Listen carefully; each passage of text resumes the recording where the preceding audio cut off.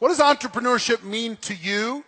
Because all of these people are entrepreneurs from all over the world, and a lot of international. How many people? Raise your hand if you're here from outside the United States. My kind of party right there. I mean, as far as entrepreneurship, bottom line, it's about ownership. It's about you controlling your own destiny. It's about you being able to build the team that you want. It's about you being able to carry out the vision that you have. We have a saying in the music business, which actually Luther Campbell from Two Live Crew taught me this. He said, look, the music business is real simple. 90% business, 10% talent. If you can embody that, that's why a lot of artists, they get caught up in the music business, which I say this all the time. I'm a part of the music business where half of the people don't know music and the other half don't know business. Have no business in music. What is this? So as you get a chance to learn, I mean, I've been in the music business 17 years now. And it's all about survival. How do you survive? You're constantly modifying. You're constantly mutating. You're constantly pivoting.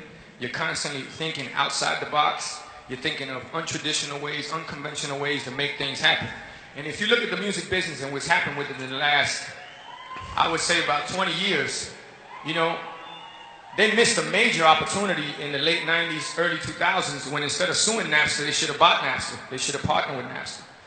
When Steve Jobs came to them with an opportunity and wanted to, may he rest in peace, he wanted to partner up with the music business for iTunes.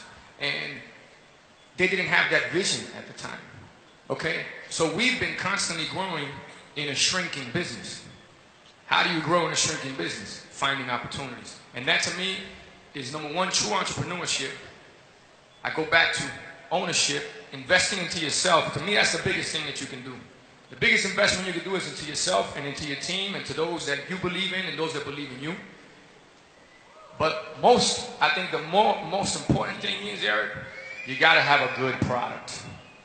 You gotta have something that has longevity, where it's not just something that, you gotta think of the marathon, not the sprint.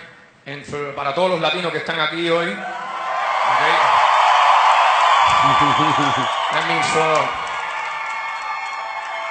we have a saying in Spanish which is Pasos, cortos, vista larga, which means short steps, long vision. If you can understand that philosophy and apply it, then I think that you can truly embody what it is to be an entrepreneur. I love it. Hey, my name is Erick Worre, and if you're involved in the network marketing profession,